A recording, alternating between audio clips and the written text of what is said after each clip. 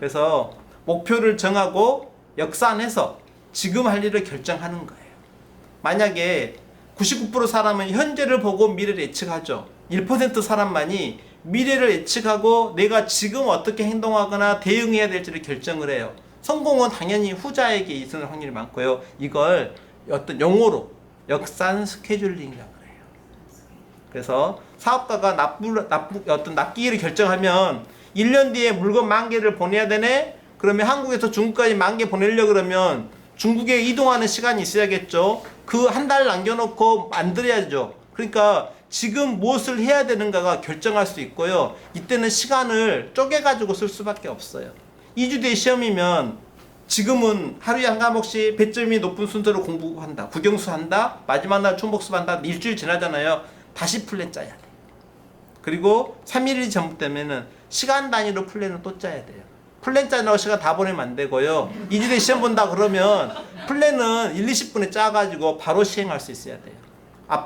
제가 자주 사용하는 플랜은 뭐였냐면 10월 3일 장로굿이 있어요. 저는 오늘 저녁부터 장로굿이 공부해야 돼요. 그리고 오늘 이거 준비하려고 책 15권 이렇게 보면서 했어요. 8월 중순에는 설교자수 강의가 있었거든요. 그러니까 이것은 어떠냐면 데드라인을 정하는 거예요.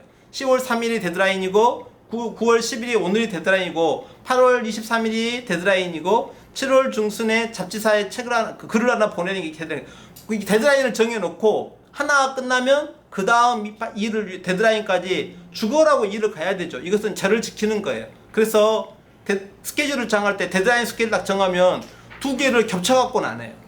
또 제가 강의할 때 같은 강의를 반복하지는 않거든요. 그러니까 뭔가 이렇게 해야 되는데 이것 때문에 직원분들한테 1년 휴가를 먼저 얘기해 달라고 하고 1년 휴가 먼저 나오는 거예요. 이유가 그기 때문이에요.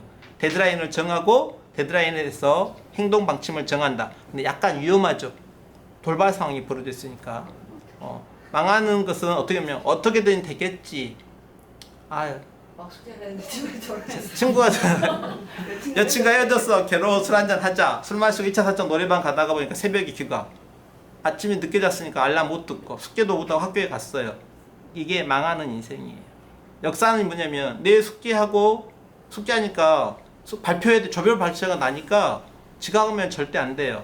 강의실에 9시에 도착하려고 그러면 지하철 6시에 타야 되고요. 8시에 타려면 집에서 7시 나와야 되고요. 7시 나오려면 6시 기상해야 되고요. 6시 기상하려면 12시 전에 자야 되는데 12시 전에 발표 숙제가 끝나야 돼. 그러니까 지금 친구 만날 수 없는 거예요. 이럴 때는 거절해야죠. 역산 스케줄대로 플랜을 잘 짜면 어쩔 때는 거절해야 될 때가 있고요. 어쩔 때는 같이 맞춰서 할 수도 있어요. 그래서 제 팁 중에 하나가 뭐냐면 저는 11시에 알람이 울려요. 알람이 딱 울리면 일과를 딱 정리해요. 유튜브 보다가도 정리하고요.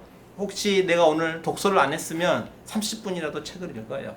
한 줄도 안 적었으면 그때라도 한 줄이라도 적어요. 그리고 내일 묵상할 성경 본문을 다시 생각해요. 그리고 내일 진료할 환자도 생각을 해요. 내일 어떤 약속이 있는가, 누구를 만날 것인가 있어요. 12시에 다시 알람이 울리면 잠을 자죠. 그리고 아침 7시에 일어나요. 그래서 7시간 지키려고 노력하는 거예요. 알람을 잘 사용하시면 돼요. 시작할 시간에 적은 목표와 데드라인, 그리고 역산 스케줄을 만들어야 돼요. 문제예요. 원전 안에 일본 원전 사고 나니까 원전 안에 로봇가 들어가지고 그 안에 있는 상황을 전송을 해줘야 되는데 8분을 못 견디고 타버리는 거예요, 로봇가. 그러니까 일본에서 어떻게 했냐면 15분 이상 가는 로봇을 만들어 주세요. 로봇 하나가 2억이었거든요, 그 당시에. 근데 20억을 주고 공모를 했어요. 당시 기술력으로는 해결이 안 돼. 근데 저 아는 사람이 20억을 따냈네. 어떻게 따냈냐? 로봇을 2대를 쌍둥이처럼 들어가는데 하나의 로봇을 납으로 쌌어요. 그래서 하나가 8분간 영상을 보내고 고장이 날 때쯤 납이 열려요. 얘가 나머지 8분 동안 영상을 보내줘요. 무슨 말을 하고 싶었냐면 상황 지금 기술력으로는 8분밖에 안 돼. 이 온도와 이 방사능이 있는 상황에서 안 돼 라고 하고 있을 때 이 사람은 약간 다른 생각을 하는 거예요. 플랜 B를 생각을 하는 거예요. 아이디어를 해결하는 거죠. 리카이프라는 사람이 애플에서 일할 때 방송에 출연해가지고 음성 식별 시스템을 새로 개발해가지고 발표를 해야 되는데 사장이 물었어요. 이거 성공할 확률 몇 프로야? 그랬더니 90%입니다. 사장이 너 10% 실패하면 큰일인데? 라고 하니까 그 다음날 뭐라냐면 사장님 99% 성공할 겁니다. 그래? 그게 이제 어떤 플랜 B가 있었어요. 어떻게 했는지 혹시 상상이 되신 분들 계세요? 혹시 이 내용 알고 있는 분 있을까요? 하루아침에 90% 성공률이 99%가 될 수는 없잖아요. 근데 어떻게 이 사람은 성공했을까요? 그의 플랜 B는 컴퓨터를 2대를 더 준비하는 거예요. 하나가 실패하면 다른 걸 쓰겠다는 거죠. 자, 2개가 연속 실패할 확률은 뭐죠? 10%가 실패할 확률인데 0.1의 실패할 확률인데 0.1 곱하기 0.1이 0.01이죠. 그래서 그가 실패할 확률이 99%라고 했는데 사실은 성공할 확률은 99.9%였어요. 90%짜리 성공 확률을 3개를 가지고 준비했기 때문에. 그래서 가끔 플랜을 세우지만 이런 돌발 상황에 대처할 수 있는 플랜 B가 있었으면 좋겠다. 낙하산이 항상 2개인 것처럼. 그래서 또 하나는 이제 여러분들이 어떤 일을 할 때 코로나가 확진돼서 오너가 못 나왔을 때 보인이가 그 영역을 대신 했다고 해서 기뻤어요. 왜냐하면 상사를 대체할 수 있으면 그만의 혜자가 갖춰지는 거거든요. 병원이 안 망하더라고요. 조금 받고 직원들 복지를 좋게 해주려고 하고 막 하는데 진료비 조금 받고 지출이 많아지면 망해야 되는데 안 망해. 영화보건학과에 갔을 때 그때 만들었을 때 선배가 자기는 매출의 10%를 선교비로 쓸 예정이다 라고 했어요. 매출의 20%, 22% 정도가 순수입인데 절반을 선교비로 쓴다고? 안 망할까? 근데 지금까지 친구가 또 열심히 잘 이어받아서 하고 있더라고요. 저희는 매출의 10%는 받지 않을게요 라고 하면서 선교사님들이나 미자리 교회 목회자분들 진료비를 줄여서 받았는데 11년째 안 망하고 있어요. 망하면 하나님께서 뭐 잘못했다고 책망하진 않으실 것 같아요. 그리고 혹시 성공하면 돈을 많이 벌면 일용할 양식은 나에게 주신 게 아니라 우리에게 주신 거다. 나에게 주신 거라고 생각하면 어리석인 부자처럼 하나님에 대해서는 부유하지 못한 사람이 되어서 그의 영혼이 그날 저녁에 불러가신다. 정리하실게요. 쉬운 투자가 되려 그러면 잉여 자금을 어떻게든지 모아야 돼요. 잉여 자금을 모으려고 그러면 나를 개발을 해야죠. 나를 개발하려고 그러면 루틴을 만들어야 돼요. 그래서 잉여 자금을 모으면 어떤 것에 투자를 해야죠. 제가 생각해서 제일 좋은 투자는 미래에 10년 뒤쯤에 1등이 될 회사를 바라보는 눈이 필요해요. 그 눈을 바라보려 그러면 제가 생각해서는 독서밖에 없어요.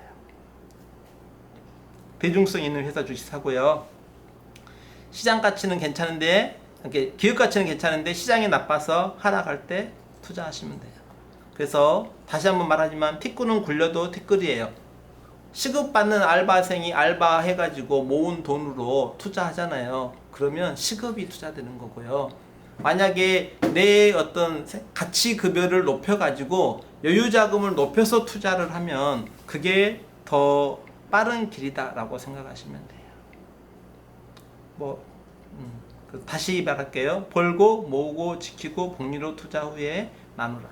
버는 방법은 노동 시간을 늘리지 말고 노동의 가치를 늘리고 혜자를 만들고 수입이 들어왔으면 전략적인 지출을 줄여서 종잣돈을 확보한 다음에 플러스 복리 여기에 선순환에가 투자하고 투자할 사람을 찾고 나 역시 투자할 만한 사람이 돼가야 되고 그러려고 보면 사람을 보는 눈이 필요하고요. 사람을 보는 눈은 많이 만나봐도 되지만 그의 시간과 돈을 어떻게 쓰는가를 봐도 되고요. 루틴으로 그가 약속을 지키는가 안 지키는가도 보면 돼요.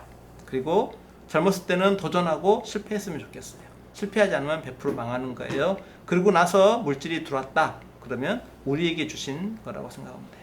마지막은 건강을 잃으면 돈이 필요 없고 영혼을 잃으면 건강도 필요 없으니 물질보다는 삶과 건강이 중요하다는 것도 잊지 마시고요.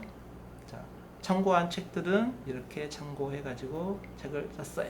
자, 그러면 짠, 자, 여기 확인하시면 돼요. 노동 수입을 높이세요. 자신의 가치를 높이세요. 루틴으로 약속을 잘 지키는 것으로 역행 스케줄을 확인해서 루틴을 만들고 그 루틴을 해서 자기 신뢰를 높이는 거고 자기 가치를 높이는 거예요. 그러면서 해자를 만들게 되면 내 눈이 늘죠. 다른 사람을 바라보는 시선도 판단하는 능력도 늘어요. 거기에 다른 사람에게 도움도 구하고 시스템도 힘도 이용해서 노동 수입에 자산 수입으로 넘어갔으면 좋겠다. 제발 친구들 노예 영역에서 재빨리 벗어나세요. 이럴 수 있어요. 젊었을 때 저도 하루 막노동 해보고 한 일주일간 끄고 알아본 적이 있거든요. 노예 영역에서 시간과 돈을 바꾸는 영역, 하지만 최저임금선을 넘어가는 것을 벌든지 아니면 여유로운 시간을 확보해서 그 시간에 나만의 뭔가 개발하거나 뭐 그것을 하든지 좌우간 그 상황으로 넘어가야 되고요.